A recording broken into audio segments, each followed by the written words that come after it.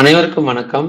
இந்த வீடியோல 23, 24 ஏப்ரலோட current affairs பார்க்கலாம். அதாவது வியாழன் மற்றும் வெள்ளிக்கான கரண்ட் அஃபேர்ஸ். இதுக்கு முன்னாடி நம்ம கரண்ட் அஃபேர்ஸ் வீடியோஸ் வந்து நம்ம சேனல்ல அப்லோட் பண்ணியிருக்கிறோம். அதாவது 23 பிஃபோரா இருக்கிற டேட்ல இருக்கிற எல்லா வீடியோஸுமே. அத மிஸ் பண்ணவங்க நம்ம சேனல்ல போயிட்டு வீடியோஸ்ல அந்த டேட் வைஸா கிளிக் பண்ணி பார்த்துக்கோங்க. யுபிஎஸ்சி மற்றும் டிஎன்பிஎஸ்சி போன்ற போட்டித் தேர்வுகள்ல படிக்கிற மாணவர்களுக்கு கரண்ட் அஃபேர்ஸ் சம்பந்தமா நம்ம ரெகுலரா பதிவுகள் போட்டுட்டு இருக்கோம். ஸோ நம்ம சேனலை ஃபாலோ பண்ணீங்கன்னா இதுக்கப்புறம் வரப்போற ஒவ்வொரு டேஸ்க்கான கரண்ட் அஃபேர்ஸ் உங்களுக்கு வந்து சேரும். அது மட்டும் இல்லாம இதை வந்து பிடிஎஃப் மெட்டீரியலுமே நம்ம ஃப்ரீயாவே கொடுத்துட்டு இருக்கோம். இந்த வீடியோவோட நான் மென்ஷன் பண்ணியிருக்கிற இந்த பிடிஎஃப் மெட்டீரியல் வந்து கீழே டிஸ்கிரிப்ஷன்ல லிங்க்ல கொடுத்துருக்கேன். கிளிக் பண்ணி டவுன்லோட் பண்ணி பயனடைங்க. ஓகேங்களா? ஸோ இதுல முக்கியமான தகவல்கள், அதாவது நம்ம எக்ஸாம் பாயிண்ட் ஆஃப் வியூல பார்க்குற இன்ஃபர்மேஷன் கொஞ்சம் டீட்டெயில்டா இன்ஃபர்மேட்டிவா பார்க்குறோம். ஸோ நம்ம வீடியோவை கண்டினியூஸா பாருங்க. அது மட்டும் இல்லாம இந்த வீடியோவை ஃபுல்லா பார்த்து பிடிச்சிருந்துச்சுன்னா உங்க விருப்பத்தை தெரியப்படுத்துங்க. ஃபர்ஸ்ட் ஒன் வந்து China fines rare Moon mineral advanced LED technology.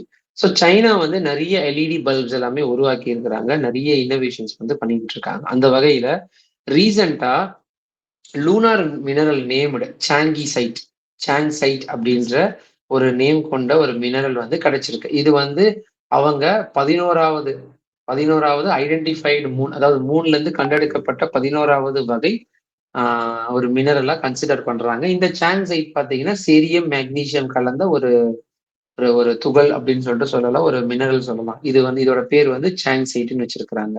இது யார் கண்டுபிடிச்சான்னு பாத்தீங்கன்னா சைனா ஜியாலஜிக்கல் சர்வே டீம் வந்து இதை ஐடென்டிஃபை பண்ணி கண்டுபிடிச்சிருக்கிறாங்க. இந்த மினரல் வந்து வெறுமனே ஒரு 44 கிராம் கொண்ட ஒரு வட்ட வடிவிலான ஒரு மினரல். இப்போ இங்கே இருக்கும் பாருங்க, இந்த ஃபர்ஸ்ட்ல கொடுத்துருக்காங்க பாருங்க, இந்த மாதிரி இருக்கிற 44 கிராம், அதாவது நமக்கு இது மூன் சர்ஃபேஸ்ல இருக்கிறது. இதுல இந்த மாதிரி இருக்கிற ஒரு ஸ்ட்ரக்சர்டு தான் வந்து அது கொடுத்துருக்கிறதா, அது இருக்கிறதா சொல்றாங்க.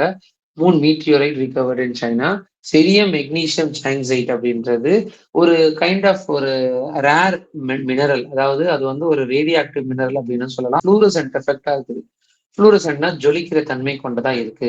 ஸோ இதனால ஃபியூச்சர்ல அட்வான்ஸ்டு எல்இடி டெக்னாலஜி செய்யறதுக்கு கண்டிப்பா பயனுள்ளதா இருக்குன்னு சொல்லிட்டு சைனா வந்து தெரியப்படுத்தி இருக்கிறாங்க.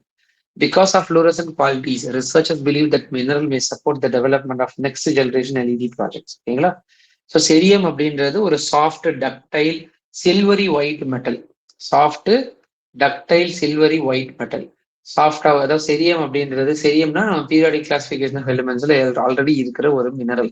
அந்த எலிமெண்ட் பாத்தீங்கன்னா 58 அட்டாமிக் நம்பர் கொண்டது. அது ஒரு லாந்தனைட் சீரீஸ். லாந்தனைட் ஆன்டினைட்னு சொல்லிட்டு 2 வகைகள் இருக்கும். அந்த லாந்தனைட் சீரீஸ்ல சேர்ந்த செரியம் ஒரு சாஃப்டான ஒரு மெட்டல், டக்டைலாகவும் இருக்கும். சில்வரி டக்டைல்னா ரொம்பவே இழுக்கக்கூடியதா இருக்கும். அதை வந்து ரொம்ப சப்பையாக்க முடியும்.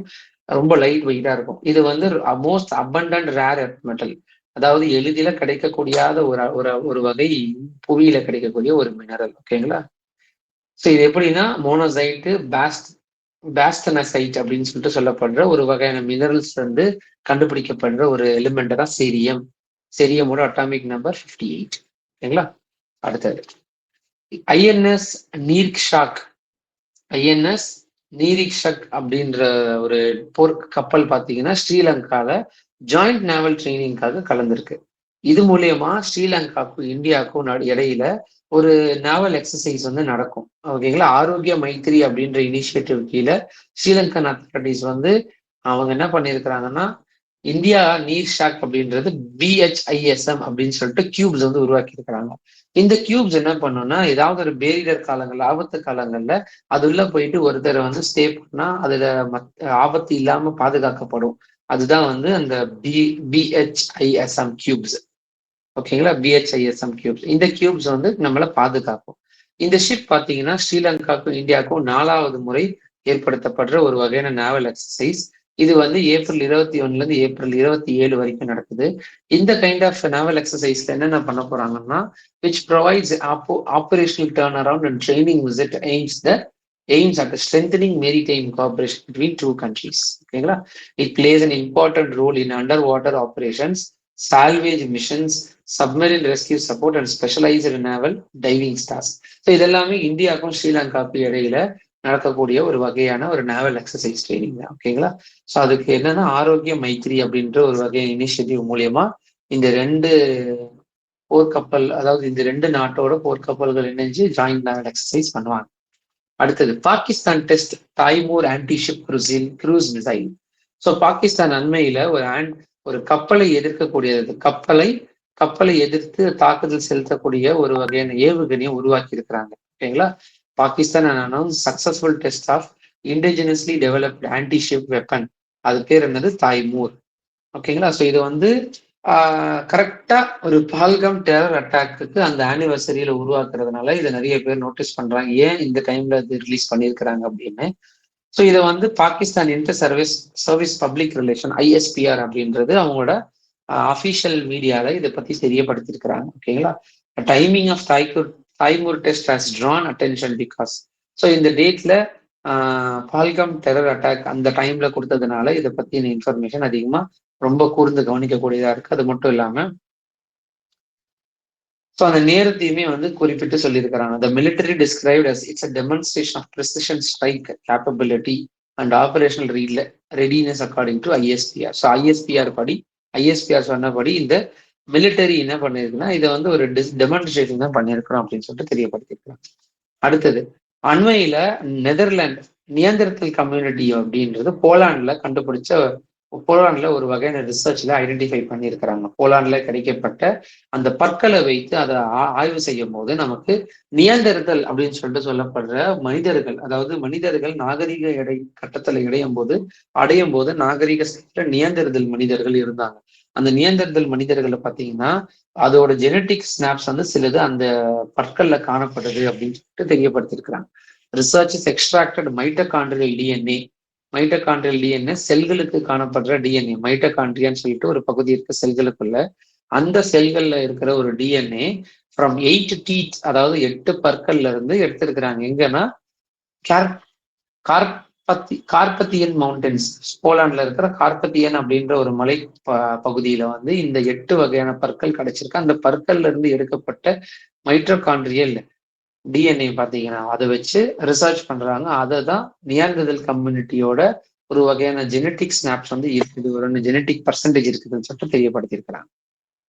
அடுத்தது இந்தியாவோட அடுத்த டார்கெட் என்னன்னா எல்லா டிஸ்ட்ரிக்ட்லயுமே நிறைய பிளட் சென்டர்ஸ் உருவாக்கணும். ஏன்னா நிறைய பேர் ரத்தம் இல்லாம நிறைய ஆப்ரேஷன் டைம்லயும் சரி, அவங்க தேவைப்படுற நேரத்துலயுமே சரி ரத்தங்கள் வந்து கிடைக்கிறதுக்கு ரொம்பவே அரிதா இருக்கு. அதனால ஒவ்வொரு டிஸ்ட்ரிக்ட்லயுமே ரத்தம் மையங்கள், கலெக்ட் பண்ற மையங்கள் இருந்தா அதுல இருந்து மக்களுக்கு தேவையான ரத்தங்கள் எடுத்துக்கலாம் அப்படின்ற மாதிரி ஒரு இனிஷியேட்டிவ் ஸ்டார்ட் பண்றாங்க.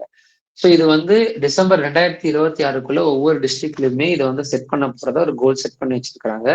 இது மூலியமா 5 ஸ்டேஜஸா வந்து இது செயல்படும். 5 ஸ்டேஜஸா என்னன்னா லைசன்சிங் அண்ட் ரினியூவல். இப்போ ஒரு பிளட் சென்டர் வைக்கிறாங்கன்னா அதுக்கு லைசன்ஸ் பண்றதுக்கோ ரினியூ பண்றதுக்கான ப்ராசஸ். டோனார் ஸ்கிரீனிங், யார் டோனார் இருக்கிறாங்க, யார் வந்து ரத்தம் கொடுத்துட்டு போறா, யார் அவங்களுக்கு வந்து 3 month ஆகியிருக்கா இல்லையா, எல்லாத்தையுமே வந்து நோட்டீஸ் பண்ணுவாங்க. அதுக்கப்புறம் testing for transmission, transmitted infection, ஏதாவது டிரான்ஸ்மிட்டட் இன்ஃபெக்ஷன்ஸ் இருக்கா, எய்ட்ஸ், HIV போன்ற நோய் தொற்றுக்கள் இருக்கா, ரத்தத்துல பரவக்கூடிய டிரான்சிஷன், அதாவது நமக்கு டிரான்ஸ்மிட்டட் இன்ஃபெக்ஷன்ஸ் இருக்கான்றதை ஐடென்டிஃபை பண்றாங்க. ப்ராசஸிங் அண்ட் ஸ்டோரேஜ், அதை எப்படி சேர்த்து வைக்கிறது அப்படின்ற ப்ராசஸ் பத்தி இன்ஃபர்மேஷனும் சொல்றாங்க. Reporting and record keeping. இப்போ ஒரு டோனர் வந்து பிளட் கொடுத்துட்டு போயிட்டாங்க, அந்த பிளட் வந்து வேற இடத்துல பயன்படுத்திட்டாங்க அப்படின்னா அப்ப அந்த பிளட் இல்லாம போகுது, அது எப்படி வந்துச்சு, எப்படி வெளியே போச்சு அப்படின்ற டீட்டெயில்டு டிஸ்கிரிப்ஷன் வந்து அந்த ரிப்போர்ட் அண்ட் ரெக்கார்ட் கீப்பிங்ல பண்ணுவாங்க. இந்த மாதிரி 5 விஷயங்கள் வந்து ஒவ்வொரு டிஸ்ட்ரிக்ட்லயும் 2026 இந்த 5 விஷயத்தை வச்சு பிளட் சென்டர்ஸை உருவாக்க போறோம். ஓகேங்களா. ஸோ ரக்கோஷ் அப்படின்னு சொல்லிட்டு சொல்லப்படுற ஒரு வகையான பெர்ஃபார்மன்ஸ் இண்டிகேட்டர், அதாவது இந்த 10 கீ பெர்ஃபார்மன்ஸ் அளவுல இவங்களுக்கு மார்க் கொடுப்பாங்க அந்த சென்டர்ஸுக்கு. அதுல முக்கியமா பேசப்படுறது என்னன்னா ரக்ஷோஷ் அப்படின்றது. It is online blood bank management system implemented under national health mission. இது என்ன பண்ணுதுன்னா ஒரு ஆன்லைன்ல பிளட் பேங்க் மேனேஜ்மெண்ட், இதை வந்து என்ன பண்ணுது, இது நேஷனல் ஹெல்த் மிஷன் மூலயமா இயங்குது. 3800 பிளட் சென்டர்ஸ் வந்து இது வரைக்குமே ரெஜிஸ்டர் பண்ணியிருக்கிறதா, அதாவது இந்த ரக்ஷோஷ் அப்படின்ற ஒரு அமைப்பு, ஒரு நிறுவனம் மூலமா 3800 பிளட் சென்டர்ஸ் வந்து அங்கீகரிக்கப்பட்ட பிளட் சென்டர்ஸா இருக்கு. இது வந்து யார் உருவாக்கி இருக்காங்க, centre for development of advanced computing அப்படின்னு சொல்லிட்டு சொல்லப்படுற ஒரு வகை நிறுவனம் தான் இந்த பிளட் சென்டர்ஸ் வந்து உருவாக்கி இருக்கு. ஓகேங்களா. அடுத்தது Goldman prize honours women climate defender. Goldman prize அண்மையில கிளைமேட் டிஃபெண்டர்ஸ், அதாவது நம்ம காலநிலை மாற்றங்களை வந்து சரியா அணுகிறதுக்காகவும் காலநிலை மாற்றங்களுக்கு பாதிப்பு ஏற்படாத மாதிரி மக்களுக்கோ காலநிலைகளுக்கோ ஒரு சூழல்களுக்கோ பாதிப்பு ஏற்படுத்தாத மாதிரி அவங்க வந்து இருந்ததுனால அவங்களுக்கு கோல்டுமேன் விருது கொடுக்கப்படுது. ஓகேங்களா? ஸோ இவங்களோட முக்கியமான நோக்கம் என்ன அப்படின்னா, இதை வந்து கிரீன் குளோபல் அப்படின்ற பேர்லயும் அழைக்கிறாங்க. கிரீன் நோபல் கோல்டுமேன் பிரைஸை வந்து கிரீன் நோபல் அப்படின்ற பேர்ல அழைக்கிறாங்க. இது முக்கியமா பாத்தீங்கன்னா grass root environmental activities from 6 world region, 6 உலக நாடுகள்ல இருந்து கிராஸ் ரூட்ஸ் என்விரான்மெண்ட்னா அடிமட்டத்துக்கு போயிட்டு இருக்கான என்விரான்மெண்ட் விஷயங்கள். அதை இப்போ கிராஸ் எந்த அளவு புற்கள் வந்து ரொம்பவே கீழே இருக்கு, கரெக்டுங்களா? அந்த அந்த அளவுக்கு அவங்களோட செயல்பாடு இருக்கும், அதாவது ரிசர்ச் சம்பந்தமான செயல்பாடுகள் இருக்கும், பிளஸ் அந்த கிளைமேட்டிக் டிஃபென்ஸ் சம்பந்தமா இன்ஃபர்மேஷன்ஸ் இருக்குன்றதுனால அவங்களுக்கு தேர்ந்தெடுத்து 6 நாடுகள்ல சிறப்பான செயல்பட்டதுக்கான தேர்ந்தெடுத்து அவங்களுக்கு கோல்டுமேன் பிரைஸ் கொடுக்குறாங்க. So Colombian activist stops fracking along Magdalena river. So அப்போ அவங்களுக்கு வந்து மேக்டலனா ரிவர் அப்படின்றது தான் largest river in Colombia and major biodiversity hotspot. Fracking involves extracting oil by gas and gas by cracking underwater steel formation using high pressure fluid. அப்போ fracking அப்படின்னு சொல்லிட்டு ஒரு வகையான ப்ராசஸ் மூலியமா அங்க இருக்கிற மேக்டலனா ரிவர் வந்து ரொம்ப அசுத்தம் பண்றதாகவும் அது மூலியமா உருவாகிற அந்த கேஸ், அது மட்டும் இல்லாம அந்த ஷேல் ஃபார்மேஷன்ஸ் எல்லாமே அந்த இடத்த வந்து மொத்தமா நாசம் பண்றது. அதை வந்து ஐடென்டிஃபை பண்றாங்க. Colombian activist stops fracking along Magdalena river. Hydraulic fracking is a process used to extract oil and natural gas from deep shale. அப்போ ஒரு குழியை தோண்டி அது வழியா ஆயில்களை எடுத்து அதை ப்ராசஸ் பண்ற மெத்தட் தான் என்னன்னு சொல்றாங்க, fracking. So critics argue that fracking can pollute ground water, damage ecosystem and threaten public health. அப்போ அந்த கிரிட்டிக்ஸ்னா நிறைய ஆராய்ச்சியாளர்கள் என்ன சொல்றாங்கன்னா, இது சம்பந்தமா சப்போஸ் இந்த ஃப்ராக்கிங் அப்படின்ற ப்ராசஸ் வந்து ground water damage, ecosystem damage பண்ணும் எல்லாமே சொல்றாங்க. ஓகேங்களா? In Colombia activist fear that impact of Magdalena river basin which supports biodiversity and local. அப்போ இப்போ கொலம்பியால இருக்கிற சில மக்கள் வந்து இந்த மேக்டலனா ரிவர் பேசினை வந்து ரொம்பவே முக்கியமான கருத வராங்க. ஏன்னா இதுதான் மொத்த டைவர்சிட்டியும் கன்வெர்ட் பண்ணது, லோக்கல் லிவ்லிஹுட்டுக்குமே ஒரு நீர் ஆதாரமா இந்த ரிவர் பேசின்ஸ் வந்து காணப்படுது. ஓகேங்களா? ஸோ யூலிஸ் கேம்பிங் played a major role in preventing commercial fracking expansion in the region. So இவங்களோட முக்கியமான நோக்கம் இந்த பகுதியில ரிசர்ச் பண்றதுக்காகவும் இந்த கமர்ஷியல் ஃப்ரேக்கிங் எக்ஸ்பான்ஷனை வந்து தடுக்கிறதுக்காகவும் இந்த யுவிலிஸ் அப்படின்ற ஒரு நபர் வந்து கேம்பெயின் பண்ணியிருக்கிறாங்க. ஓகேங்களா? அடுத்தது marine spatial plan in Odisha. Odisha become the first state to launch marine spatial plan. MSP is a tool to map and manage marine areas for activities like fishing, tourism and conservation. அப்போ ஒடிசா அப்படின்றது அந்த மாநிலம் வந்து முதல் இடத்துல வந்திருக்கு. என்னன்னா மேரிடைம் ஸ்பேஷியல் பிளான், கடல்சார் இடஞ்சார் திட்டம். கடல்சார் திட்டங்களை வந்து உருவாக்குறதுல ஒடிசா தான் முதல் எடுத்திருக்கு அப்படின்னு சொல்லிட்டு அவங்களுக்கு வந்து ஒரு ஃபர்ஸ்ட் ஸ்டேட் அப்படின்னு ஒரு பட்டம் கொடுத்துருக்காங்க. அதாவது ஒடிசா அதுதான் வந்து முதல் முறையா இந்த மெரைன் ஸ்பேஷியல் பிளானை வந்து லான்ச் பண்றாங்க. MSP அப்படின்றது tool to map manage marine areas for activities. இப்போ அந்த கடல் பகுதிகளை வந்து மேப் பண்றதுக்கும் ஐடென்டிஃபை பண்றதுக்கும், அது மட்டும் இல்லாம மெரைன் ஏரியாஸ் சில ஆக்டிவிட்டிஸ், இந்த ஃபிஷ் பிடிக்கிற இடம், டூரிசம், கன்சர்வேஷன், இதை பத்தின ஃபிஷ்ஷை மேனேஜ் பண்றதுக்குமா உருவாக்கப்பட்டது தான் இந்த மெரைன் ஸ்பேஷியல் பிளான். ஓகேங்களா? ஸோ இப்போ இந்த plan, this plan AIIMS to balance economic growth and environmental protection. இது வந்து எக்கனாமிக் க்ரோத்தையும் பாதிக்கக்கூடாது அண்ட் என்விரான்மெண்டல் ப்ரொடெக்ஷன், அதாவது என்விரான்மெண்ட் சம்பந்தமா எதையுமே பாதிக்கக்கூடாது அப்படின்ற வகையில இந்த பிளான் வந்து கொண்டு வராங்க. ஓகேங்களா? ஸோ இது வந்து national care centre for coastal research, ministry of earth சயின்ஸும் MOU சைன் பண்ணியிருக்கிறாங்க. ஓகேங்களா? It's a part of India Norway cooperation sustainable ocean management. இந்தியாவுக்கும் நார்வேக்கும் இடையில ஏற்படுற ஒரு கோஆபரேஷன் ஒப்பந்தம். எதுக்குன்னா ஒரு கடல்சார் மேலாண்மை குறித்த ஒரு ஒத்துழைப்பின் ஒரு பகுதியாக தான் இந்த மரைன் ஸ்பேஷியல் பிளான் வந்து ஒடிசால செயல்படுத்தப்படுது. ஓகேங்களா? அடுத்தது ஸ்மிருத் கிராம் இனிஷியேட்டிவ். WSIS அப்படின்ற அமைப்பு வந்து ஸ்மிருத் கிராம் இனிஷியேட்டிவ்க்கு ஒரு பிரைஸ் கொடுத்துருக்குறாங்க. ஸோ இந்த WSIS அப்படின்ற பிரைஸ் வந்து ரொம்பவே முக்கியமா பேசப்படுறது. என்னன்னா அந்த கிராம் இனிஷியேட்டிவ் என்ன பண்றாங்க, அந்த கிராமங்கள்ல கவர்னன்ஸ் கொண்டு வராங்க, எலக்ட்ரானிக் கவர்னன்ஸ், ஸ்மார்ட் அக்ரிகல்ச்சர் பிளான்ஸை கொண்டு வராங்க, எஜுகேஷன், டெலிமெடிசின்ஸ் எல்லாமே இந்த WIS, அதாவது இந்த ஸ்மிருதி கிராம் இனிஷியேட்டிவ்ல இருக்கு. இது மூலியமா இது ஏற்கனவே நம்ம பார்த்திருந்தோம். ஸ்மிருதி கேந்திராஸ் வந்து ஒரு கிராமப்புறங்கள்ல இருந்து நமக்கு இந்த ரோடு போடுறதா இருந்தாலுமே சரி, அவங்களோட டெவலப்மெண்ட்டுக்கு என்ன பண்ணாலுமே சரி, இந்த ஸ்மிருத் கிராம் இனிஷியேட்டிவ் மூலியமா தான் அதை பண்ணக்கூடும் அப்படின்றத சொல்றாங்க. அடுத்தது 2026க்கான திருப்புமுனை பரிசுகள் வந்து அண்மையில வெளியிட்டாங்க. திருப்புமுனை பரிசு அதாவது பிரேக் த்ரூ பிரைஸ் பாத்தீங்கன்னா சயின்ஸ்ல ஆஸ்கார் ஆஸ்கார் அப்படின்னு சொல்லிட்டு சொல்லுவாங்க. அறிவியல்ல ஆஸ்கார் அப்படின்றதுதான் பிரேக் த்ரூ பிரைஸ், அதாவது ஆஸ்கார்ஸ் ஆஃப் சயின்ஸ். ஸோ இது வந்து யார் யார் எல்லாமே சயின்ஸ் சம்பந்தமா இருக்கிறாங்க, இல்லைன்னா கணிதம், அறிவியல், வாழ்க்கை அறிவியல், இயற்பியல், இது சம்பந்தமா யார் யார் எல்லாமே வந்து தன்னோட கண்டுபிடிப்புகள், அறிவியல் கண்டுபிடிப்புகள் அங்கீகரிக்குவதற்காக வழங்கப்படும் ஒரு வகையான சர்வதேச விருது அப்படின்றது இந்த பிரேக் த்ரூ பிரைஸ். ஓகேங்களா? ஸோ இதுல பாத்தீங்கன்னா பிரைஸ் மணி பாத்தீங்கன்னா $3 மில்லியன் வந்து பிரைஸா கொடுக்குறாங்க. அதாவது சுமார் 25 கோடிக்கும் அதிகமா ரொக்க பரிசு வழங்கப்படுது. இதுதான் உலகத்திலேயே அதாவது அறிவியல் சார்ந்து கொடுக்கப்படுற மிக மிக உயரிய விருது அப்படின்றது இதுதான். ஓகேங்களா? ஸோ நோபல் பரிசு கொடுப்பாங்க. நோபல் பரிசு அப்படின்றது ஒரு துறை சார்ந்தான அறிவியல் சார்ந்து மட்டுமே கொடுக்கக்கூடிய ஒரு விருது, ஒரு பரிசுனா அது வந்து இந்த திருப்புமுனை பரிசு, பிரேக் த்ரூ பிரைஸ். அடுத்தது 2026 ஏப்ரல் 23 பாத்தீங்கன்னா ஒவ்வொரு வருடமும் உலக புத்தகம் மற்றும் புத்தகத்துக்கான ஒரு காப்புரிமை தினம் வந்து அனுசரிக்கப்படுது. இந்த தினம் பாத்தீங்கன்னா 1995 யுனெஸ்கோவால் அங்கீகரிக்கப்பட்டு ஒவ்வொரு வருடமும் செலிப்ரேட் பண்ணப்படுது. இதோட முக்கியமான நோக்கம் என்னன்னா புத்தகம் பத்தின ஒரு விழிப்புணர்வு ஏற்படுத்தணும். புத்தகத்தோட படிக்கிறது மூலியமா அவங்களுக்கு என்ன அறிவு வளரும், அது மட்டும் இல்லாம காப்புரிமை பத்தின ஒரு விழிப்புணர்வு ஏற்படுத்தணுன்றதுனால இந்த தினம் ஒவ்வொரு வருடமும் அனுசரிக்கப்படுது. ஸோ இதுல வில்லியம் ஷேக்ஸ்பியரு, மைக்வெல் டி கேர்வென்டஸ் அப்படின்ற நிறைய போயட்ஸ் வந்து இந்த ஏப்ரல் 23யோட லிங்க் ஆகியிருக்காங்க. அதாவது இந்த புத்தகம் சம்பந்தமா சில இந்த தகவல்கள் கொடுத்ததுனால அவங்க 1995ல யுனெஸ்கோ இதை வந்து அங்கீகரிச்சது. ஓகேங்களா? அடுத்தது ஸோ நேஷனல் பஞ்சாயத்து ராஜ் ஒவ்வொரு வருடமும் 24 ஏப்ரல் 2020 ஒவ்வொரு வருடமும் செலிப்ரேட் பண்ணப்படுது. அதோட தினம் பார்த்தீங்கன்னா 24 ஏப்ரல் 2026 நேஷனல் பஞ்சாயத்து ராஜ் டே. ஸோ அதாவது 73வது அரசியலமைப்பு சட்ட திருத்தம் இயற்றப்பட்டது நாள்ல இருந்து நினைவு கூறுறதுக்காக இந்த பஞ்சாயத்து ராஜ் தினம் வந்து அனுசரிக்கப்படுது. இந்த பஞ்சாயத்து ராஜ் அப்படின்றது என்னன்னா கிராமங்கள்ல நிறைய மக்கள் சேர்ந்து அதுல ஒரு 500ல இருந்து ஒரு 1000 குடும்பங்கள் இருக்குதுன்னு வச்சுக்கோங்க. அந்த 1000 குடும்பங்களுக்கு ஏதாவது ஒரு பிரச்சனைகள் நிலவுதுன்னா அந்த பிரச்சனையை தீர்த்து வைக்கிறதுக்கு ஒரு கிராம நிர்வாகி அப்படின்னு சொல்லிட்டு இருப்பாங்க.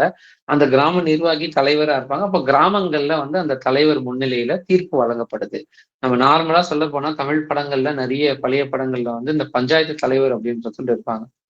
ஸோ அந்த விஷயம்தான் வந்து இந்த கிராமங்கள்ல காணப்படுது. அப்போ தேசிய பஞ்சாயத்து ராஜ் தினம் நாடு முழுவதும் மாநில, மாவட்ட, வட்டார மற்றும் அனைத்து நிலைகளிலும் மிகுந்த உற்சாகத்துடன் கடைபிடிக்கப்படுகிறது. இது வந்து கிராம சபை அப்படின்ற பெயர்ல அழைக்கப்படுது.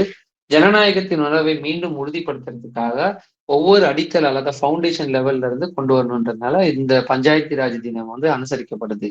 விக்ஷித் பாரத் அப்படின்னு சொல்லிட்டு சொல்லப்படுற ஒரு வகையான இலக்கை வந்து முன்னெடுத்து கொண்டு போறாங்க. அதுல அந்த வகையில 3 அடுக்கு பஞ்சாயத்து ராஜா அமைக்கும் வகிக்கும் முக்கிய பங்கை அங்கீகரிப்பதன் மூலியமா இவங்களுக்கு வந்து இந்த விக்ஷித் பாரத் திட்டம் வந்து முன்னெடுத்து கொண்டு போகலாம். விக்ஷித் பாரத்னா ஒரு புதிய வளர்ச்சி அடைந்த இந்தியாவை கொண்டு வரணும்னு சொல்லிட்டு இந்த விக்ஷித் பாரத் திட்டம் அனுசரிக்கப்படுது. இந்த விக்ஷித் பாரத் மூலியமா இயங்குற ஒவ்வொன்றுமே ஒவ்வொரு ஸ்டேட் வைஸா, ஒவ்வொரு டிஸ்ட்ரிக்ட் வைஸா ஏதாவது ஒரு இம்ப்ளிமெண்டேஷன்ஸ், ஏதாவது சேஞ்சஸ் கொண்டு வந்தாங்கன்னா இந்த திட்டம் அடிப்படையில் கீழே வரும். ஸோ பஞ்சாயத்து ராஜ் சட்டம் என்று அழைக்கப்படும் 1992ஆம் ஆண்டில் 73வது அரசியலமைப்பு சட்டம் இந்தியாவோட கிராமப்புறங்கள்ல அதிகம் பரவலாக்கப்பட்ட 3 அடுக்கு தன்னாட்சி அமைப்பை உருவாக்குது. அப்போ இந்த பஞ்சாயத்து ராஜ் என்ன அப்படின்னா இது எப்படி தேர்ந்தெடுக்கப்படுது, இதோட வேலை என்ன அப்படின்னா 3 அடுக்கு முறை அப்படின்றது உள்ளாட்சி அமைப்புகள், பஞ்சாயத்துகளின் உள்ளாட்சி அமைப்பு, அதுக்கப்புறம் கிராம சபை, வட்டார சபை. ஓகேங்களா? ஸோ இதுதான் இந்த 3 அடுக்கு அமைப்பு. அதுதான் இந்த சொல்லியிருக்காங்க பஞ்சாயத்து, கிராம் பஞ்சாயத்து, ஜில்லா பரிஷத் அப்படின்னு சொல்லிட்டு 3 வகையில பிரிச்சிருக்கிறாங்க. இப்போ ஒரு கிராமங்கள் அதுக்கு வந்து ஒரு பஞ்சாயத்து ராஜ் உருவாக்கணும்னா முக்கியமா என்ன இருக்குன்னா குறைந்தது 500 பேர் கொண்ட மக்கள் தொகை கொண்ட ஒவ்வொரு கிராமத்திற்கும் இந்த பஞ்சாயத்து ராஜ் தொடங்கப்படலாம். இந்த பஞ்சாயத்து ராஜோட அடிப்படை வயது வரம்பு பார்த்தீங்கன்னா 21 வயசு. ஓகேங்களா? இப்போ பஞ்சாயத்துக்கு தவறாமல் தேர்தல்களை நடத்துவதை கட்டாயமாக்குதல், மேலும் அச்சட்டத்தின் விதிகளுக்கும் அதன் கீழ் இயற்றப்பட்ட துணை விதிகளுக்கும் இணங்க தேர்தலை நடத்துவதை உறுதி செய்து. இது எல்லாமே தேர்தல்களோட முக்கியமான நோக்கம். அங்கேயும் வந்து தேர்தல் நடக்கும். சில நேரங்கள்ல குடவோலை முறையிலயும் நடக்கும். சில நேரங்கள்ல மெஷின்ஸ வச்சும் நமக்கு வந்து இந்த விவிபேட் மிஷின்ஸ் வச்சு தேர்தல் நடத்துவாங்க. ஓகேங்களா? இடஒதுக்கீடும் இதுல இருக்கு. மாநில நிதிக்குழு என்ன பண்ணும்? அந்த மாதிரி ஒரு கவர்மெண்ட் ஒரு மொத்த ஸ்டேட்ஸுமே எப்படி கண்ட்ரோல் பண்ணுதோ, அந்த மாதிரி ஒரு கிராமத்துல இருக்கிற ஒரு பகுதிய வந்து சொல்றதுக்கு, அதாவது இந்த பஞ்சாயத்தி ராஜ் அப்படின்ற விஷயங்கள் மூலியமா நமக்கு தெரிய வருது. அப்ப ஆளுநரோட அதிகாரம் என்னன்னா, பஞ்சாயத்து ராஜ்களின் நிதி நிலையை ஆய்வு செய்யவும், வரிகள் மற்றும் கட்டணங்களை பகிர்ந்தளிப்பது குறித்து பரிந்துரைகளை வழங்கவும் ஆளுநர் மாநில நிதிக்குழுவை அமைக்கிறது இந்த பஞ்சாயத்து ராஜோட முக்கியமான நோக்கமா இருக்கு. ஓகேங்களா? சோ இது எப்படி தேர்ந்தெடுக்கப்படும்? மாநில தேர்தல் ஆணையம் வந்து 3 அடுக்கு நிலையில உள்ளாட்சி அமைப்புகளை தேர்தல்கள் நடத்துவதற்கு மாநில தேர்தல் ஆணையத்தை வந்து நிறுவுவாங்க. அது மட்டும் இல்லாம அந்த பஞ்சாயத்து ராஜ்ல இருக்க நபர்களை கலைக்கணும் அப்படின்னா, தற்செயலான காலியிடங்கள், பஞ்சாயத்துகளை கலைத்தல் மற்றும் பஞ்சாயத்துகளில் ஏற்படும் தற்செயலான காலியிடங்கள் நிரப்புதல், பஞ்சாயத்துகளின் தலைவர்கள் அல்லது உறுப்பினர்களை இடைநீக்கம் செய்தல், இது எல்லாமே வந்து இதோட முக்கியமான நோக்கமா இருக்குது. ஓகேங்களா? சரி. இது சம்பந்தமா ஏதாவது டவுட்ஸ் இருந்துச்சுன்னா, நீங்க கமெண்ட்ல தெரியப்படுத்துங்க. அடுத்த டேட்டுக்கான கரண்ட் அஃபேர்ஸ் நம்ம அடுத்த வீடியோல பார்க்கலாம். Stay tuned. Thank you.